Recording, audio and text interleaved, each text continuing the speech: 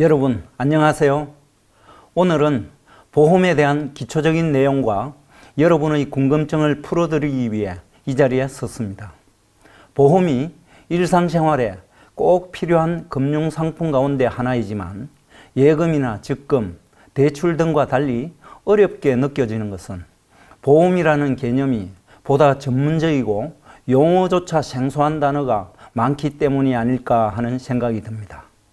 그래서 먼저 보험에 대한 개념을 알아보고 자주 사용되는 용어부터 설명드리겠습니다. 설명에 앞서 본인 소개 간단히 하겠습니다.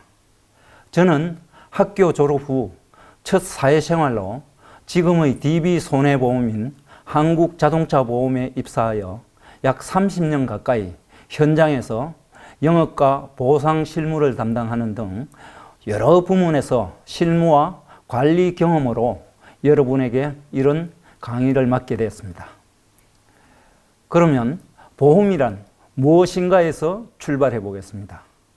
보험이라는 것은 항상 위험과 관계가 있습니다. 쉽게 말하면 위험이 있는 곳에 보험이 있다고 할 수 있겠습니다. 예를 들어 주택에 불이 났을 경우 건물은 보험 대상이 되지만 땅, 즉 토지는 보험 대상이 되지 않습니다. 땅은 불이 나도 손해가 날 위험이 없기 때문입니다. 그래서 건물은 보험가입 대상이 되지만 토지는 그렇지 않은 겁니다. 다시 돌아가서 보험의 개념에 대해 알아보겠습니다. 보험이란 비슷한 종류의 사고를 당할 위험성이 있는 많은 사람들이 미리 금전을 객출, 즉 각자가 나누어 내어 공동준비재산을 만들고 사고를 당한 사람이 공동준비재산으로부터 재산적 급여를 받는 경제제도를 말합니다. 이상에서 본 것처럼 비슷한 위험에 처한 사람들이 보험을 가입하게 되고 이렇게 보험을 가입하는 사람을 보험계약자라고 합니다. 이들이 객출한 금액을 보험료라 부르고 사고를 당한 사람이 받는 재산적 급여를 보험금이라고 합니다. 이제 보험료와 보험금은 완전히 서로 다른 개념이라는 것을 아셨죠? 흔히 신문 기사에도 보험료와 보험금을 혼돈하여 사용하는 기자들이 가끔 있는 것을 봤습니다만 그것은 이와 같은 정확한 개념을 몰라 혼돈한 것이라 생각됩니다. 그리고 보험 계약자가 내는 보험료를 관리하는 자를 보험자라고 하는데 우리가 알고 있는 보험회사로 이해하면 되겠습니다. 보험자, 즉 보험회사는 보험계약자가 낸 보험료를 가지고 회사를 운영하게 되는데 보험료를 책정하는 데는 금융감독원과 같은 정부의 엄격한 감독하에 이루어집니다. 왜냐하면 보험료를 비싸게 받으면 보험사의 이익만 커지게 되고 반대로 보험료를 너무 싸게 받아 사고가 나도 보상을 해줄 수 없게 되면 보험 본래의 목적을 달성할 수 없기 때문입니다. 따라서 보험료를 책정하는 데는 위험에 대한 계산의 기초가 되는 확률 이론과 많은 경험적 통계가 필요한 대소의 법칙 등을 활용하여 보험료를 산출하게 되는데 이를 보험료율이라고 합니다. 요율이 높다는 것은 사고 날 확률이 높다는 것이고 그렇기 때문에 보험료는 비싸지게 됩니다. 아파트 주택 화재 보험료가 자동차 보험료에 비해 훨씬 싼 이유는 이런 요율 차이에 의한 것이라 이해하면 되겠습니다. 보험에서 매우 중요한 역할을 하는 보험료는 어떻게 구성되어 있을까요? 보험료의 구성 요소를 알면 더욱 보험을 이해하기 쉽게 됩니다. 보험료는 크게 위험보험료와 사업비로 구성됩니다. 위험보험료는 사고가 났을 때 보상금, 즉 보험금을 지급하기 위한 부분이고 사업비는 보험회사가 사업을 영위하기 위한 관리비로 인건비나 임차료, 대리점 수수료 등 사업 경비와 적정 이윤까지 포함된 금액입니다. 이외에 만기가 되면 만기 환급금을 지급하는 장기보험의 경우에 적립보험료가 포함될 경우도 있습니다. 흔히들 보험을 해약하면 손해가 크다는 얘기를 많이 하는데 이것은 보험료의 구성에서 보았듯이 해약 환급금은 위험보험료 중 아직 기간이 도래하지 않은 부분의 금액과 장기보험의 경우 적립보험료를 더해 돌려주고, 사업비는 보험계약과 동시에 거의 발생하기 때문에 환급액이 없어 낸 보험료에 비해 해약 환급금이 상대적으로 적은 금액이기 때문입니다. 이 외에도 보험에서 중요한 기초용어를 살펴보겠습니다. 먼저 보험사고와 면책사고입니다. 보험으로 보상받을 수 있는 사고가 보험사고이며, 사고는 났지만 보험으로 보상받을 수 없는 사고가 면책사고입니다. 면책이란 책임을 면하다라는 뜻입니다만, 대개의 경우 보험약관에 붉은 글씨로 명시되어 있습니다. 다음으로 피보험자와 보험수익자, 보험계약자에 대한 설명입니다. 보험계약을 하고 보험료를 내는 사람을 보험계약자라고 하면 앞에서 설명드린 바 있습니다. 보험사고가 났을 때 손해를 입게 되는 자, 즉 보험가입 대상자를 피보험자라 하고, 보험사고로 보험금을 수령하는 자를 보험수익자라고 합니다. 대개의 경우 보험계약자와 피보험자는 동일인이고, 보험수익자는 법정 상속인으로 보험가입을 하지만 보험수익자를 별도로 지정할 수도 있습니다. 이 경우에는 반드시 피보험자의 동의를 받아야 합니다. 보험에는 몇 가지 원리가 있습니다. 먼저 대수의 법칙입니다. 동질의 위험에 처한 많은 사람들이 모이면 사고 발생 확률을 계산할 수 있고, 이는 보험료 산정 등 보험제도 운영의 기초가 됩니다.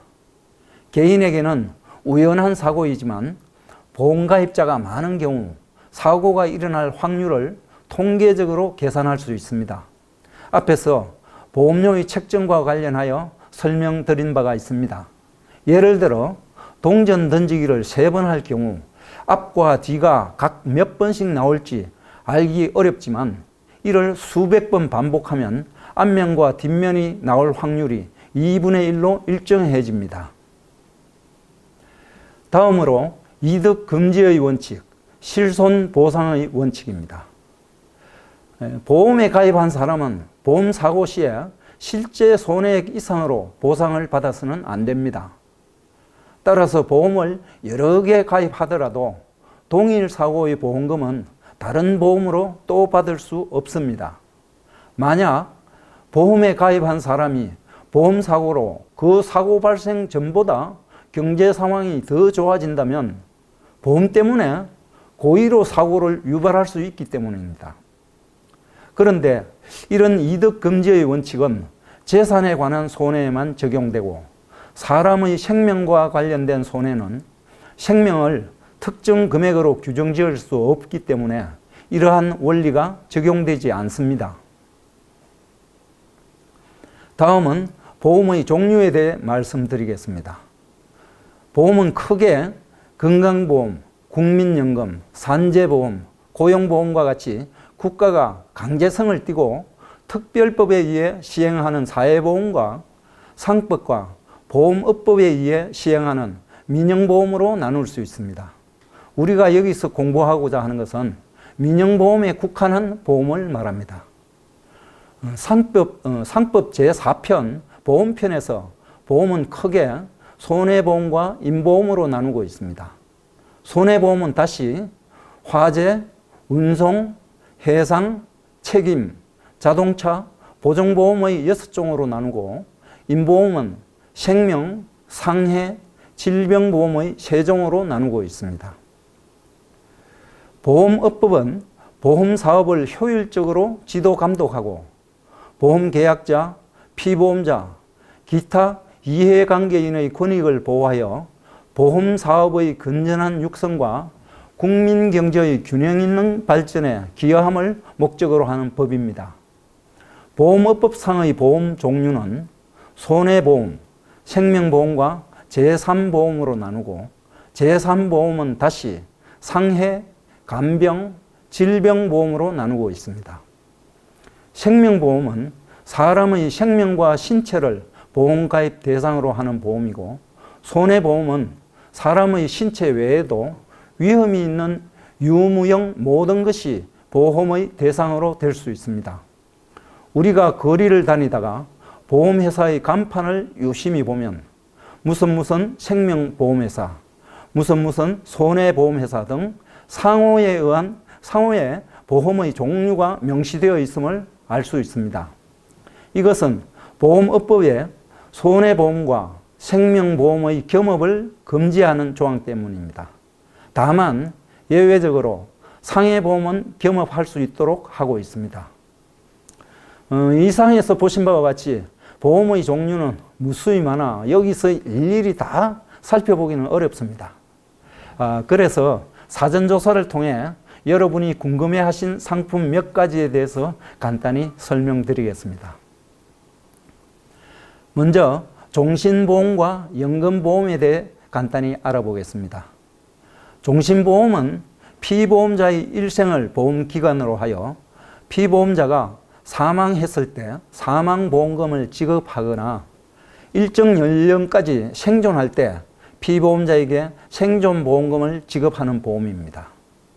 보험계약자에게 돌려주기 위한 책임준비금이 매년 누정되는 등 저축기능도 함께 지니고 있기 때문에 본인, 즉 피보험자 사망 시 유족에게 경제적 도움을 줄 수 있지만 저축성 보험에 비해 위험보험료, 즉 사망 시의 보험금과 모집인 수수료 등 사업비를 많이 공제하기 때문에 재테크와 저축 목적으로는 상대적으로 약하다고 할 수 있겠습니다. 이러한 종신보험은 생명보험에서만 파는 상품입니다. 연금보험은 피보험자의 종신 또는 일정 기간 동안 매년 또는 매월 일정 금액을 지불할 것을 약속하는 보험입니다. 연금보험은 국민연금, 군인연금, 사학연금 등 사회보험과 개인이 금융회사에 직접 가입하는 개인연금보험이 있는데 여기서는 개인연금보험에 대해 설명하겠습니다. 개인연금보험은 생활 수준의 향상과 의료기술의 발달로 우리 사회가 급격히 노령화 사회로 변화함에 따라 노후 소득 보장을 위한 제도로 도입되었습니다. 국민연금 등 다른 공적 연금제도의 미비점을 보완하여 실질적인 노후 생활을 보장하는 것을 목적으로 합니다.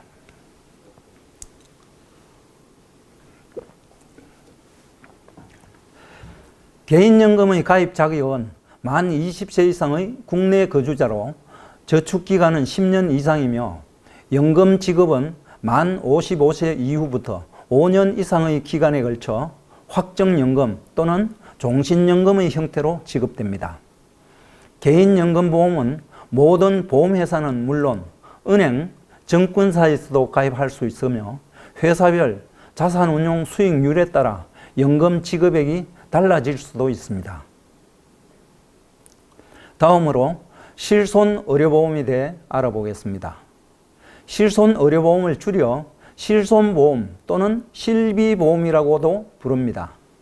병원이나 약국에서 실제로 지출한 의료비, 약제비를 보상해주는 보험입니다.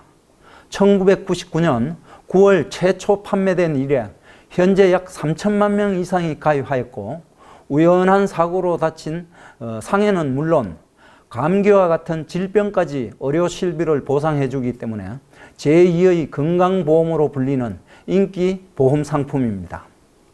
실손의료보험은 질병에 걸릴 위험률과 보험금 지급 실적 등을 반영해 보험료가 3 내지 5년마다 갱신되며 보험료는 나이가 들면 들수록 증가합니다.